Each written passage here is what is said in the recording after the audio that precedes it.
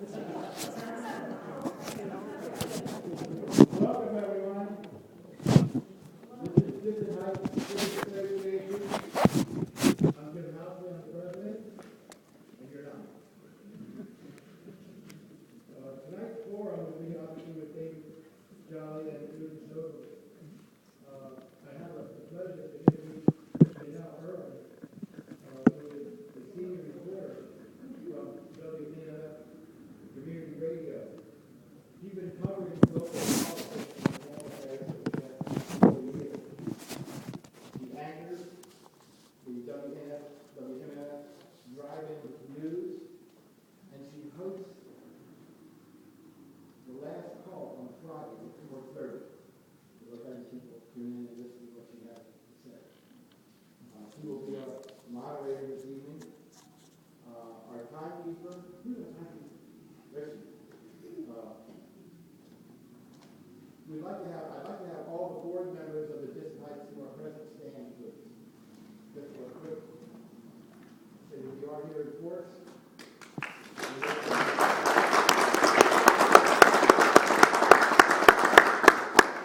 I have one more order of business, and I'm going to turn it over to Janelle, and that is the Pledge of Allegiance.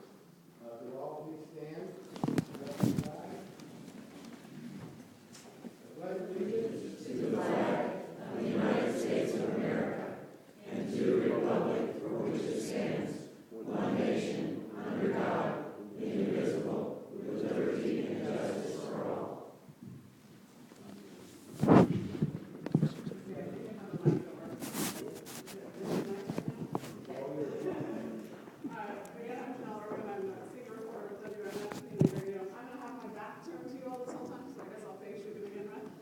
First of all, welcome.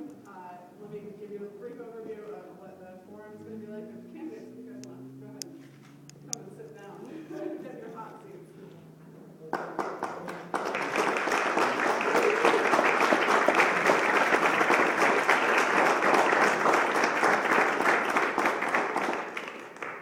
I wish that they were different colored tablecloths because I could have my Libertarian with this Overby and Republican David Jolly, Democrat Alex Singh couldn't be here this evening.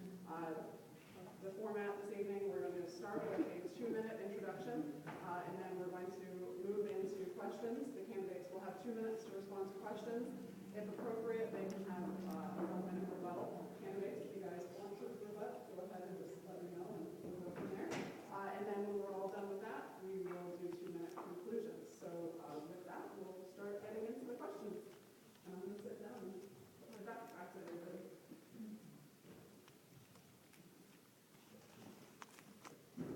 This question is to both candidates.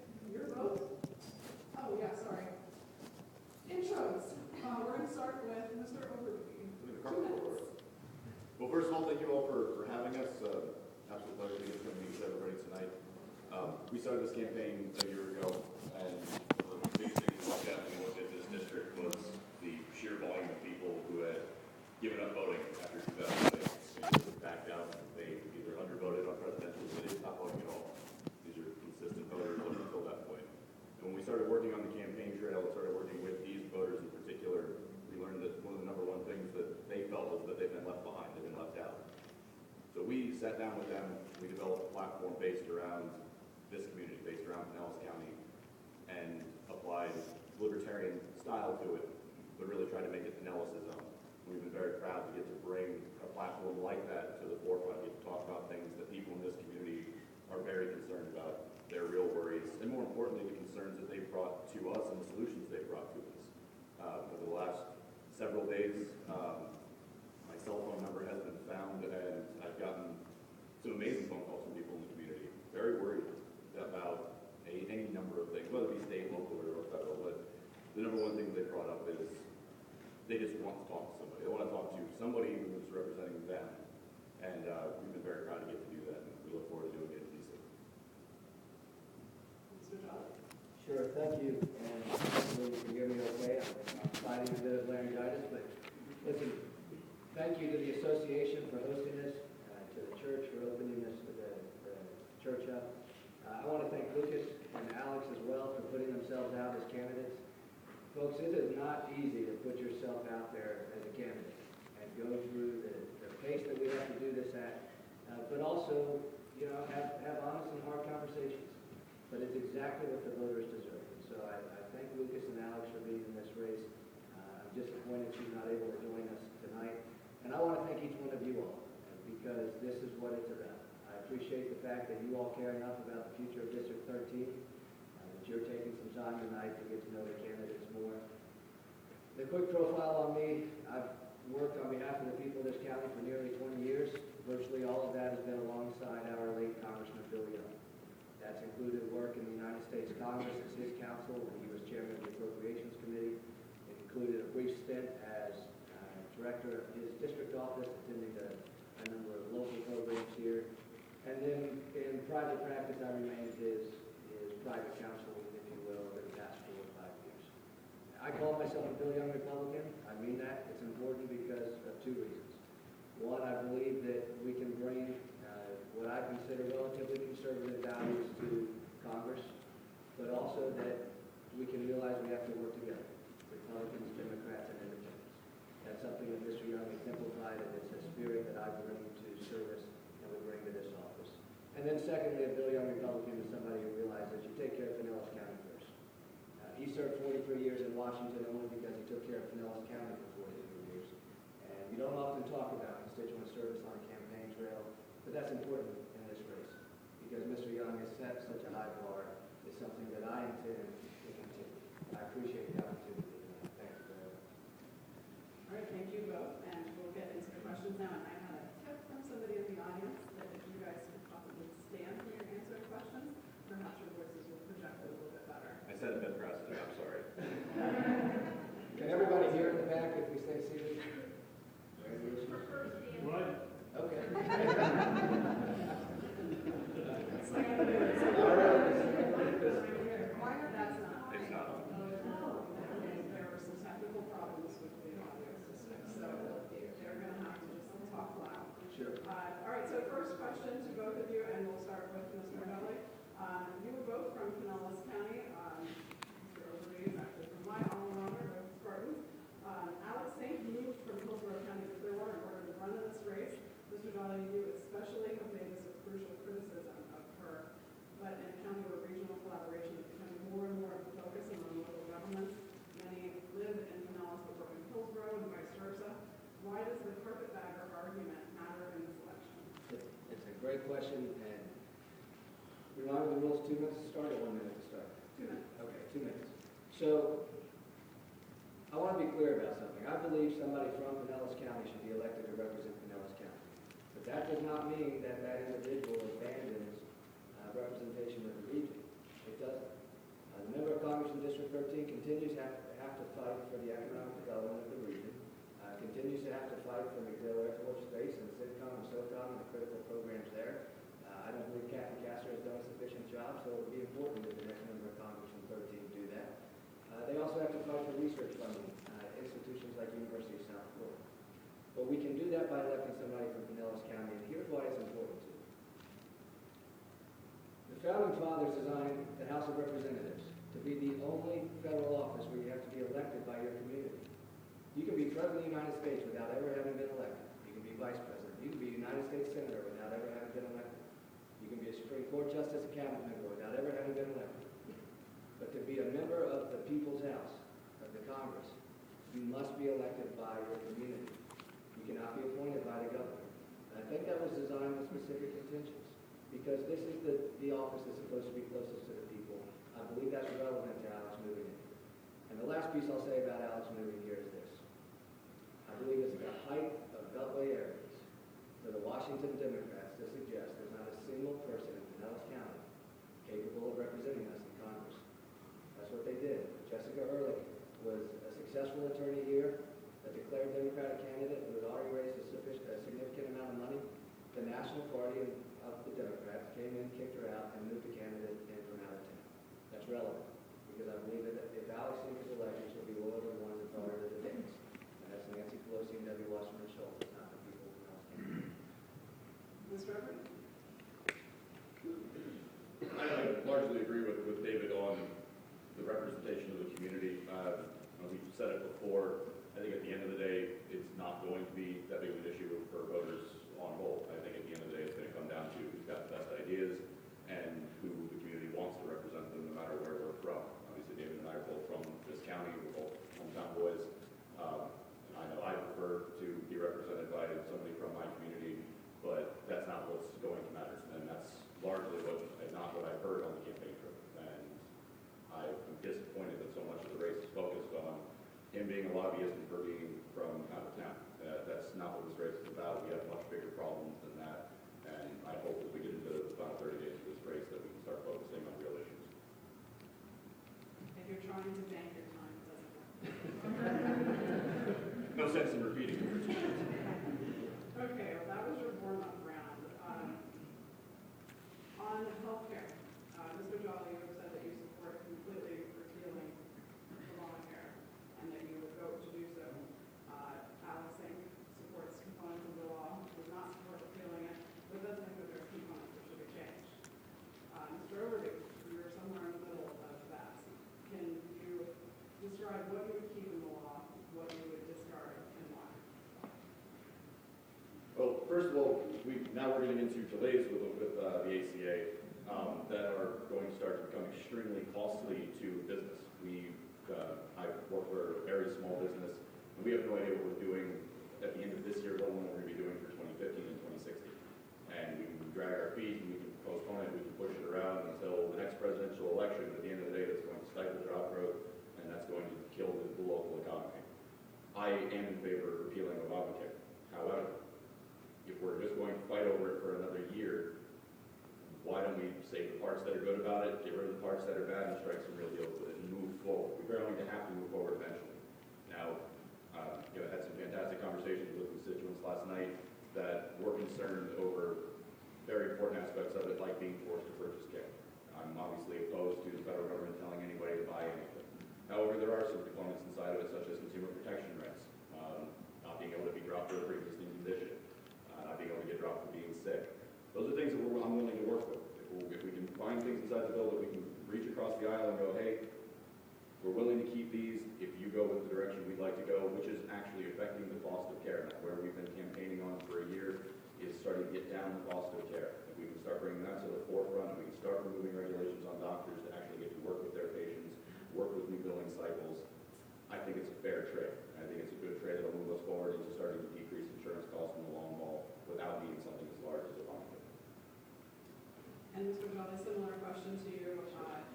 Anybody who owns a television and turns it on has seen some of the ads that have been airing. I, for one, saw this weekend almost every single commercial break there was an ad criticizing Alex Sink and then following an ad criticizing him. Right. So explain to us why you support complete repeal versus reform. Sure. So listen, Alex likes to criticize problems with the law. My 9-year-old niece can criticize problems with the law. The issue is how you solve real problems. She believes we have to embrace Obamacare, which injects the government into one-seventh of our economy and imposes an individual mandate on every individual. I believe that's unconstitutional. She's never talked about repealing the individual mandate. She's never talked about repealing the $700 billion in cuts to Medicare. They're in Obamacare. They cut $700 billion from Medicare, including Medicare Advantage and hospital reimbursements, reducing access to care for Medicare recipients. We have a different view of government. Okay? There were issues that led us down the path to Obamacare, but I believe in addressing specific issues with specific problems. If we want to allow parents to cover their kids to 26, well, then simply eliminate the restriction on the right for them to do so. That's accomplished through less government. If we want to close the donut hole, let's just close the donut hole. We can do that. If we want to address pre-existing conditions, let's just address pre-existing conditions by setting up a formula to pre-qualify people that can't get insurance for some type of subsidized care. We can do that without Obamacare. If we want to create affordable care, listen, many of you in the room probably have a term life insurance policy, right? Think about it. It's portable across state lines. It can't be canceled if you have intervening health events. You have price certainty for whatever the term is for 10, 20, 30 years. That's accomplished through less government, less regulation. Republicans like to say, let's let the private sector solve it. I agree with that, but we also have to offer real solutions. Why not talk about a term health insurance plan that's portable across state lines, decoupled from the employer, but yet reduce the tax regulations on the employer and allow employers simply to reimburse an employee if they care to do that. All of that is accomplished through less government. And when we talk about less government solutions, that's what we're talking about.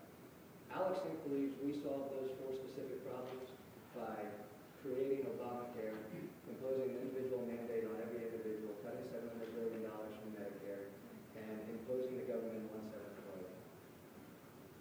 Okay, and I have one more question, and we're going to get to audience questions. We'll start with you, Mr. Jolly, for this one.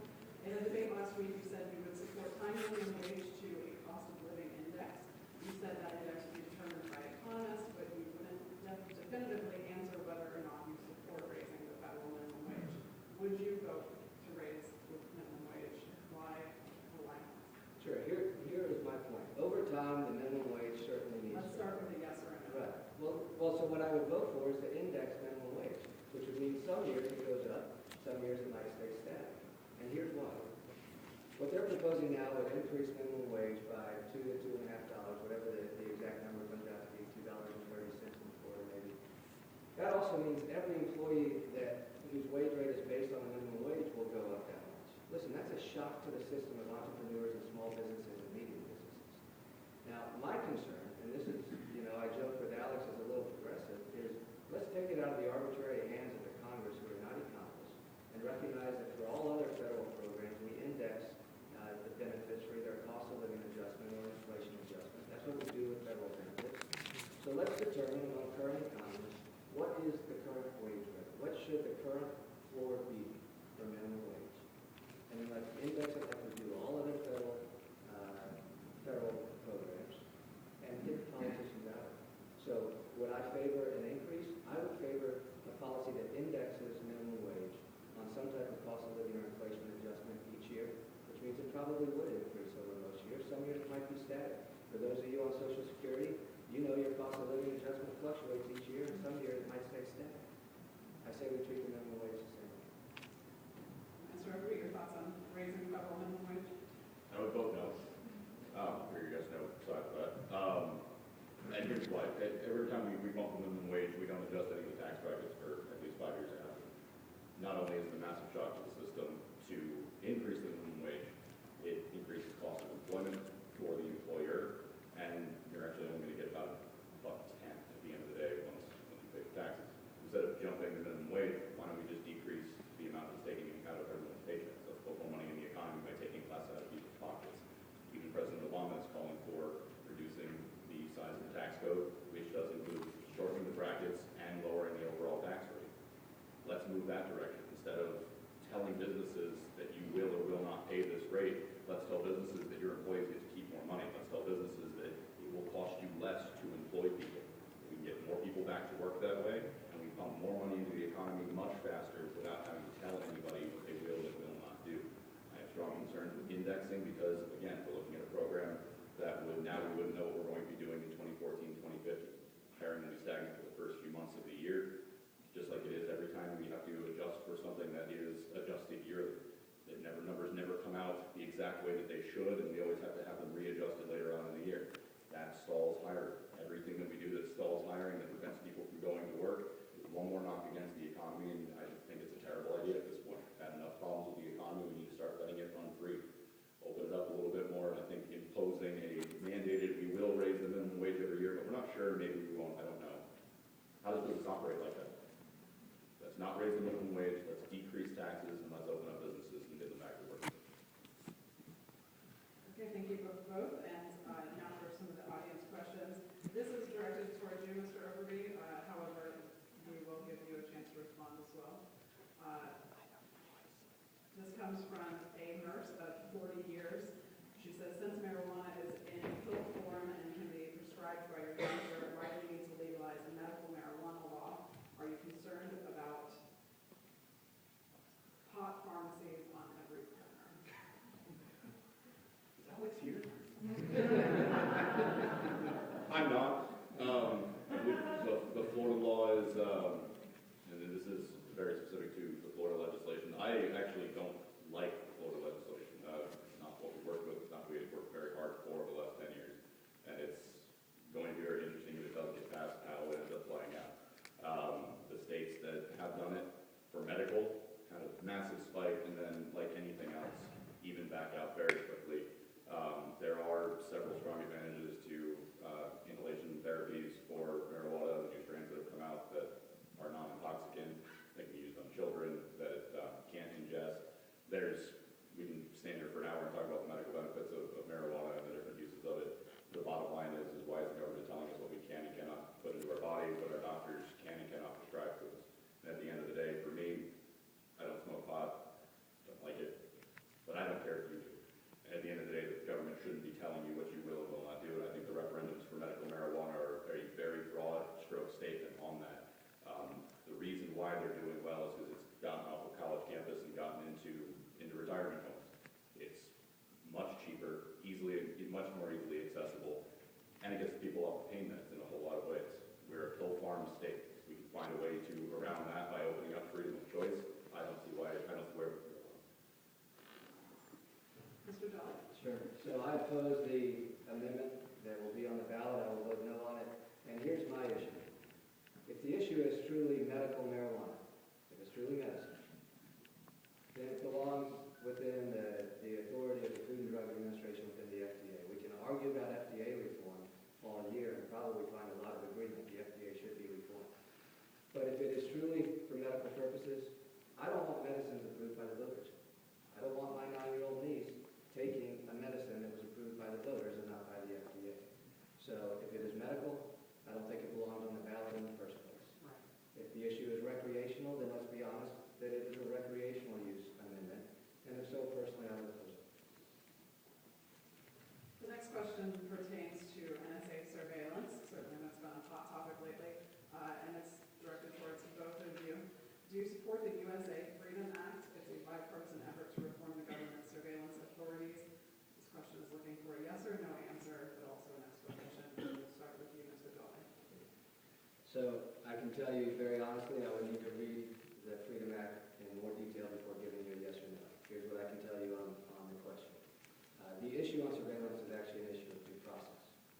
And where I think this administration has stepped woefully out of bounds is in abandoning due process. We need to provide for our national security, but we have a fundamental constitutional privilege or right in due process, and that's what needs to be protected throughout this. Is there a balance? Perhaps, but let me tell you, it's an extremely fine balance. If there's an immediate threat to the United States and the people of the United States, then I understand perhaps there needs to be an expedited due process procedure. But I think what this president has shown and what he said in the State of the Union address the other night is he'll abide by the Constitution when he wants to, he'll ignore the Constitution when he wants to, and I think it goes to an issue of trust with the current administration to actually respect the due process of individuals. On the Freedom Act, I would need it.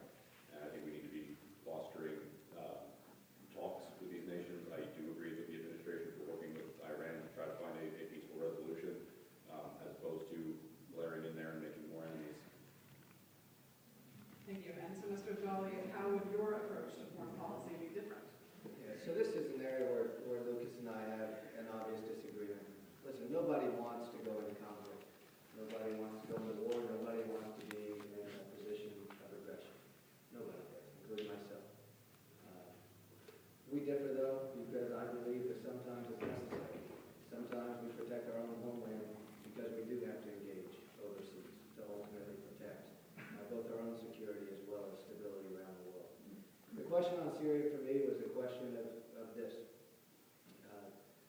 Assad turned chemical weapons on his own people, and we saw nearly 500 children killed. Now, I believe that deserves a response from the international community, but more importantly, the president put our credibility on the line when he said, here's a bright line, and if you cross it, the United States is going to intervene. And then he walked back from that bright line, and I believe that undermined our credibility on the world stage. It's unfortunate. But I'm not looking to intervene everywhere. Listen, in Libya, I think it's hard to make an argument that we should intervene, because I didn't see the same catastrophe that we saw in Syria. I do believe there is a place for the U.S. Armed Forces around the world, particularly on the intelligence side. I think we need to be having constant vigilance.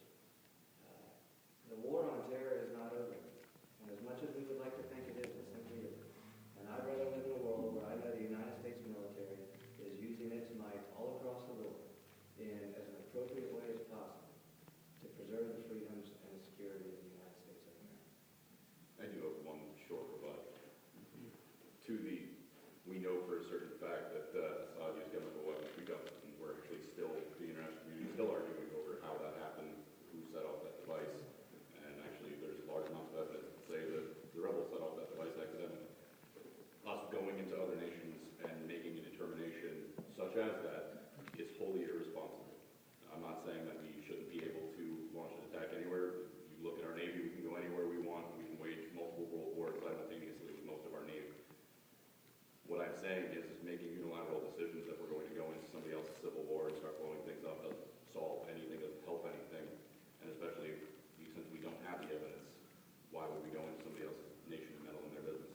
But there is an issue of trust. I mean, we saw today that Assad is continuing to have fed. And this is, we also differ on Iran. I don't believe we can negotiate with a power that we can't trust. And it's hard to, Why would Iran negotiate with us? They don't trust us. I mean, this is an area of disagreement, but it's not one that I want to make more of. I don't believe we can negotiate with powers that we can't trust. And I just err on that side. And I want to speak for you. I think you err on the other side. And it's just a difference of opinion. I think after multiple generations of not fostering trust, we have a long way to go with the international community. Are we done rebutting? It's a conversation. I appreciate this guy. He's smarter than I am. I appreciate it. Well, that's very kind of you. MacDill Air Force Base, CENTCOM, and USOCOM provide jobs for Pinellas County. What will you do to keep these jobs in Pinellas County, the region, and the state? And we'll start with you, Mr. Bell. Sure. So about 6 years ago, working with folks like Gifford here, we built a nonprofit business development league that brought together businesses from throughout Pinellas County to try to identify supply chain relationships from some of our largest companies to some of our smallest. That was done without the hand of government. That was done just as an economic development priority. We do know that there are federal programs that fund jobs here in both Pinellas County as well as the Tampa Bay region. We also know that Mr. Young had 43 years of seniority. The next member of Congress, either Lucas or myself, won't have that seniority. But I asked folks to consider my qualifications, which was working alongside Mr. Young on the Appropriations Committee, protecting programs that fund jobs right here in Pinellas County for the skilled and unskilled workforce. Mr. Young understood that you can provide for our men and women in uniform while also providing for jobs here at home in Pinellas County, and I think there's a way to do that. And that is within the current budget climate. That is not additional spending. But that is being able to work the current budget year as well as the out year 2 to 3 year period to protect programs like the Canopy program at Lockheed and Pinellas Park or radar systems in Largo at DRS. It's about protecting those programs that are currently in the out year budgets and making sure those aren't cut. That's the first thing we can do. Mr. Overby, do you need me to repeat the question? Or Is this military spending or MacDill Air Force? MacDill Air Force Base, CENTCOM, USOCOM, and what would you do to keep those jobs in the region and state? Specifically to the bases, this is one of the opposite sides of the libertarians' concept of not being all across the world. I'd rather close 3 bases internationally and make sure we keep MacDill Air Force Base open. It's a vital and important part of national security and a part of our economy. I worked inside of the opposite side of David, actually. I've worked on the contractor side of military contracting, and it's an absolute disaster. It's an absolute mess, and it's an absolute ball of kickbacks and specialized funding that's way too expensive. We've been looking into ways to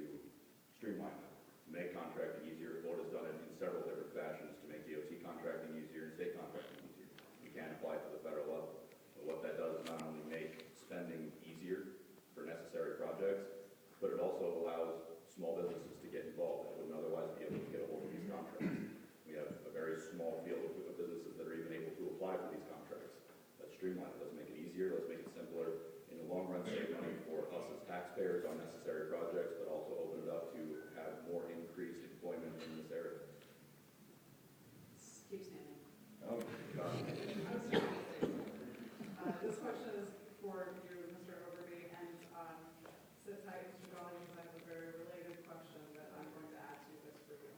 Mr. Overby, how would you get legislation passed as a representative from a third party? Actually, being a third party. Especially with as much gridlock as there is in Washington right now. The hope is to be able to work our way through the gridlock. We don't have the holdup of, I'm a Republican, I can't work with a Democrat, and we have to vote against each other's bills.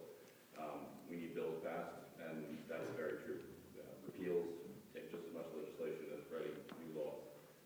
We've already started building coalitions with Democrats and Republicans on key initiatives. We have an easier time of transition. We have an easier time of going up and talking to whoever we need to get bills passed.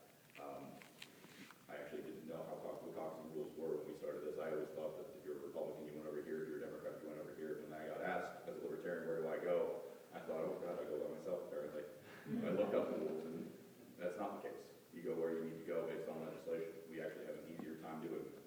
And there's plenty of things that we agree with the Democrats on, there's plenty of things we agree with the Republicans on. We can get key initiative bills taken care of in a much more efficient fashion.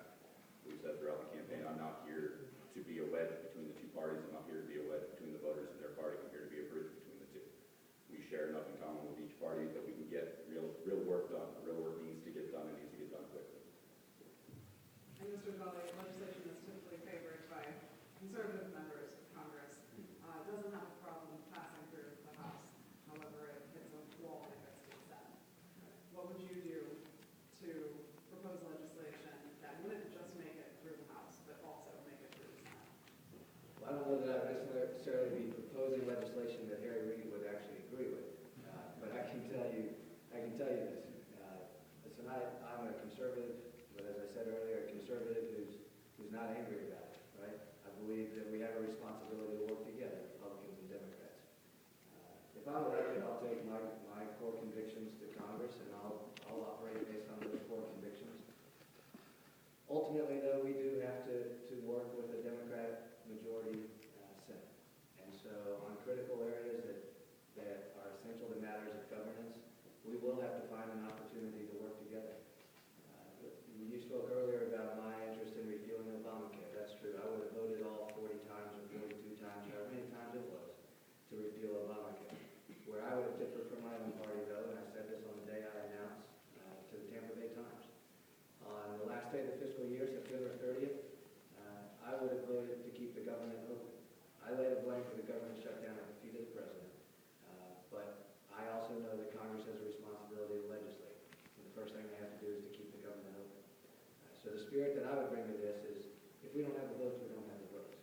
Now, in matters of basic governance, that means we have to find a way to work together. It does not mean, in matters such as Obamacare and significant policy shifts, that we throw our convictions out the window and just abandon all sensibilities. I think we continue to work through those down the long road. But on the annual matters that have to keep the government open, agencies funded, benefits flowing, we have to find compromise on that. There's no business shutting down the government. Now we'll move into some environmental questions. Do you believe that global warming has a negative effect on the environment? And Mr. Jolly, would you agree? I believe global warming is occurring, has occurred over thousands of years, and I believe that man has an impact. The issue where I disagree strongly from most Democrats in Washington, D.C., is how we respond to that. Listen, I walk the beaches of Indian Shores nearly every day that I'm home and have time. And in the past 8 years, I haven't had to change my walk that much. Do we know that the climate changes over time and earth changes over time? Science tells us that. I'm not a scientist, but I'll embrace peer-reviewed science. I'm not going to dispute it. The issue is how we respond as a government. Frankly, locally, I think we rely on our state and local elected officials. We rely on their wisdom for long-term infrastructure changes. We see it. Now you have to build buildings up higher. Maybe we start putting AC units up higher. We address it through simple mechanisms like that. On the federal side, and this is an area where, I have a fairly strong opinion. I don't believe in hard mandates that ultimately quash industry and quash jobs. I believe in incentives. I think industry wants to be responsible. I think industry realizes there's a way to use environment, but also because consumers want that. Consumers want cleaner fuels. Consumers want to have less of an environmental impact. There's business reasons why industry wants to create those for consumers. So let's incentivize that type of good behavior, not do what we've currently seen, which is if you take fuel standards, the EPA set down a mandate that industry couldn't meet, and so then they just had to delay it a year because the bureaucrats were wrong. And what they should have done all along is incentivize industry to actually produce what they want to produce competitively and exactly what consumers want. Mr. Overby? We'll get to subsidies at the second half of this question, but I have not disputed that there's global climate change. I do have concerns over warming versus cooling, and therefore agree that the federal government shouldn't be dictating what we will or will not do. Look back over time, there was a giant hole in the ozone layer that we learned wasn't possible. There was an ice age in the 30s. We've had these cataclysms over and over and over again, and they all turn out to be cataclysmic. Because of my line of work, I've been very closely working with environmentalists and environmental scientists for the last 15 years. There is a varying degree of who agrees with what, and I don't think you can build policy on that. One of the things that we've brought forward is the state of Florida, its industries and its residents generally actually work very well together. TECO advanced to clean coal energy 10 years before anybody else had even thought of it because they found a way to work with the phosphate industry. That wasn't incentivized. We didn't have to give them a ton of money. They did it because they found an economic value to it. One of the problems that I have with the current way we handle these situations is federal side EPA comes in and restricts permitting for new projects. Florida's had several amazing projects, as have other states, that people wanted it, industry wanted it, and they agreed with their state and they got the state permitting done. The federal side comes in and says no, after a lot of money's been spent to purchase land. When I was at Florida Atlantic University, when we were working in the AUV department, I worked on a portion of the Gulf Stream project, which is a project that has the potential of generating a ton of energy for this state, just by spinning turbines with energy that we already have. At the end of the day, power plants in this region don't care how the water boils and the turbines spin, so long as it does. If it's cheap, it's effective, it's efficient, they'll move to it. One of the biggest blockades to that, though, has been the very agency at the federal level that has said that we want cleaner energy. We need to get the federal government back out of the way. They should be an arbiter, not a frontline fighter in this. Let the states, let the people work together. I think once we start doing that, it's the same, we end up at the same place. And this has been probably one of the most talked about issues throughout the primary campaign and for the general election. What do you do about the Bigger Waters Act? And I'll elaborate on that question a little bit. Delay, get rid of it altogether. On what act? Bigger waters. Flood insurance.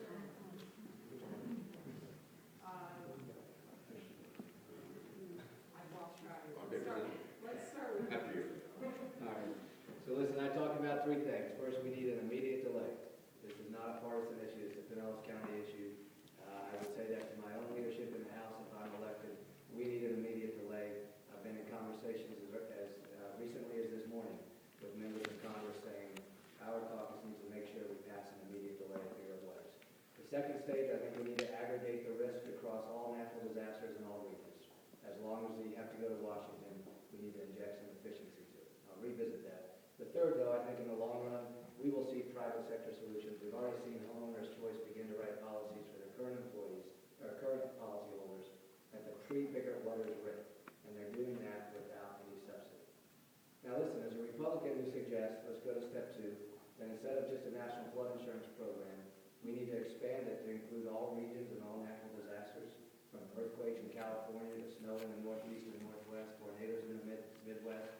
A lot of Republicans would say that's not a less government idea. But listen to me. If you and I were to go down the street and start an insurance company, we would never start a company that just sells flood insurance. We lose money. There's no way to do it. But that's what Washington has done. Washington has said, we're just going to sell flood insurance. Well, it'll never work.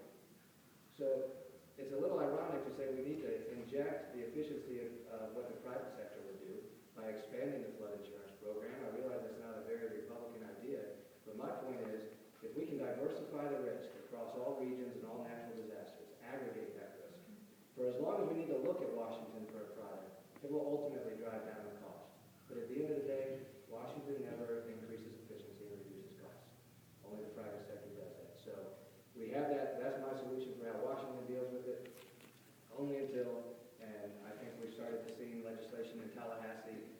Senator Brandis and Representative Larry Ahern have offered legislation to expedite products here in the state. Ultimately, I think we'll find more affordable solutions right moving forward. Thank you. I agree wholeheartedly that the federal government's a terrible idea in this and very much opposed expanding that program. We've been working with several different aspects here locally and have actually strong concerns with the delay as well. The delay is very limited and may still allow this act to negatively impact a good portion of Florida homeowners. We are, at this time, do not have an exact answer for how we're going to deal with that, but we are working on the way. We just got the information about a week ago through a coalition of attorneys who are very concerned, brought it to our attention. I am in full favor of opening up the public option, or the private option on this. That gets done, we got pushed into the federal side because of regulation. Every time a new federal program or new state program opens, regulations come into effect to prevent you from buying or preventing policies from being able to be purchased. Start breaking those down. I am fully in favor of working with the state to see whatever we can do to make sure that Florida can take care of Florida. At this point, they owe us a ton of money. I have no problem working to try to get some of that back and make sure that our system can work. I think aggregating it across the rest of the country, adding different layers of policy, we will end up right back here, whether it's 10, 15, 20 years. We got to deal with the problem now. Let's fix the problem. Let's not make it bigger. Let's not have to fight the dragon later on. Let's fix it now. And touching on some news that just came out today, and this is, we'll start with you first, Mr. Jolly. Both you and Senator Marco Rubio said that at an event in Sentinel this week that you're okay with keeping restrictions on trade and travel to Cuba just the way they are. According to a poll by the Atlantic Foundation, more than 60% of Floridians support lifting at least some restrictions. Explain your contentment with the current trade embargo and travel restrictions, and tell us under what circumstances would you loosen some of the regulations. Sure, thank you. And I appreciate you asking the question because what's unfortunate about campaigns is you can sometimes get yes or no questions and then there's no opportunity to talk about it. So I want to talk about this. I do support the current embargo because I don't trust the regime in Cuba. But ultimately, both the United States and the people of Cuba will be better if we can normalize relations. I'm okay and support the current travel opportunities that we have. I think that's an appropriate first step. Ultimately, for me, it's a matter of national security as much as it is economic development. We know if we don't find a way to normalize relationships with Cuba, that either China or frankly terror cells will begin to call Cuba home. And that's a risk to us just off the shore. Listen, we are long past the time of the Cuban Missile Crisis. We are not going to have a significant military threat coming out of the Cuban economy. But can we have an asymmetric warfare threat coming out of Cuba because we have terror cells that find safe harbor there? Perhaps. Are we going to lose opportunities because China begins to really get a stronghold on the Cuban economy? Probably. It's probably already happening. The issue, though, is the current regime. And I think we have to find a way, it's not going to happen today. We have to find a way to normalize relations, but I think there has to be a regime change in Cuba before we can do that. I was informed by some folks in the back that they're having a hard time hearing the questions. Can everybody hear me okay now? Much better. Excellent. I'll hold the microphone closer. And I'll repeat a little bit of that as well. According to a poll by the Atlantic Foundation, more than 60% of Floridians support lifting some restrictions as far as trade and travel with Cuba. Mr. Overby, what do you think should be done about this issue? I'm in favor of lifting the embargo. I think the best way to facilitate us getting involved with Cuba and facilitating a good relationship is to lift that embargo. If somebody wants to be that close to our shoreline with a terror cell, they're going to come here anyway. Being able to take a short plane ride is going to stop that. However, preventing families from being together, I think, is not a good way to foster a future relationship. Also, Johnny, you just suggested that we should just embargo China because they have a regime that we disagree with. We want to work with the Cuban regime. We want to foster a better future. Let's open up trade. Let's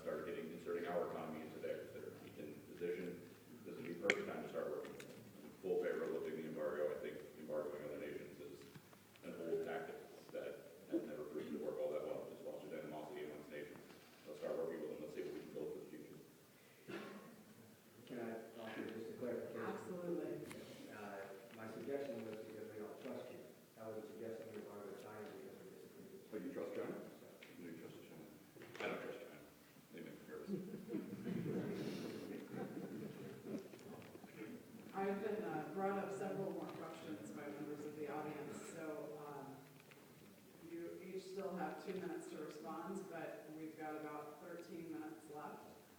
So maybe if you don't need the full 2 minutes, we can get some more questions if we keep our answers succinct, but that's entirely up to you. Depends on how hard the question. Oh, well, that's why I'm leaving that to you. We'll start with you, Mr. Overby. Would you vote to stop Duke Energy from charging consumers for future projects that don't happen? And this is referencing the advanced recovery fees that are allowable by the state legislature. It's a state legislature issue. I would also take strong moves at your state legislature or directly with Duke and Parks Energy before them. Several of those problems that are being dealt with are directly related to direct actions from your state house. So I would look to exactly where the escrow account is, why it's held up, and why we don't have access to the money that was set aside for the plant that the state stopped us from building. The northern nuclear facility didn't get stopped because Duke decided they didn't want to do it anymore. It got stopped because the EPA came in and said stop. Now their money's held up. It is, again, a state issue, but I do strongly suggest to everybody to look into exactly where the issue stems from. You know, state inside of what we're doing with our local community. Mr. John? That's easy. I agree with Lucas. Way to save time. I don't need to repeat what he said. Okay, we have several questions from members of the audience regarding Veterans Affairs, and of course this was an issue very close to former Congressman's party, I believe. If elected, would you be an advocate for our veterans and our bases? And maybe not a yes or a no. Yes. And maybe elaborate on why. We'll start with you, Mr. John. Sure. Listen, this is an issue that's near and dear to my heart. One of the opportunities I had when I was Mr. Young's counsel on the Appropriations Committee was immediately after 9/11. I was dispatched to Walter Reed Bethesda Hospital to work with the administration there to help remake them into war hospitals for the returning war wounded. Until then, they had just become life cycle of care hospitals. I also worked on investments at both Haley and Bay Pines, but particularly Haley because it was determined to be one of the 4 polytrauma centers for our wounded warriors coming back. We also know the veterans community here from Korea, Vietnam, and still some folks from World War II that we have to continue to fight for. I would have opposed the Murray-Ryan budget plan that included the change in COLA for retirees. I think we should immediately roll back that change. It is an issue that we have to fight for because the men and women who served deserve it. Mr. Young has left that legacy. It is something that is personal to me, and it's something that I intend to carry on every step of it. The only thing that I'm going to add is that when we were looking at the military budget, especially the last 2 cycles of the military budget, which Congressman Young voted for, one of the largest chunks of the budget came out of what we pay our men and women, how we house them, how we feed their families, and how we take care of them when they retire. And that is entirely unacceptable to me. They make up the smallest portion, even if you include veterans assistance inside of that, make up the smallest portion of military spending. Going after that group of inside of our budget cuts is irresponsible at best, and holding them up as a target or as a hostage in debt negotiations is pathetic, frankly. And this is a problem both on the Republican and on the Democrat side. These are Republican pieces of legislation that cut benefits for soldiers actively fighting overseas. That has to stop. We have to stop giving money to special interest groups inside of our contracting and start taking care of our soldiers. That's the only thing I think that has to do.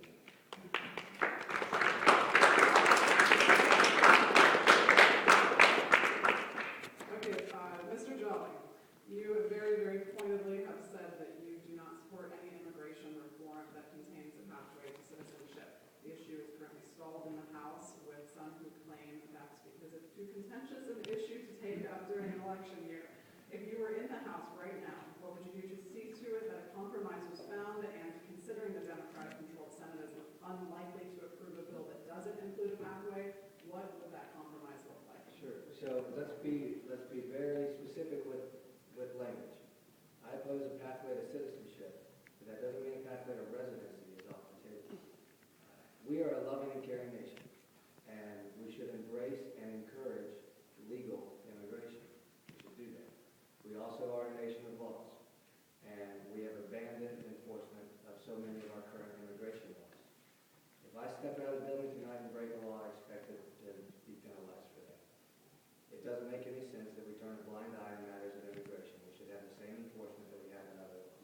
Here's my concern about a pathway to citizenship.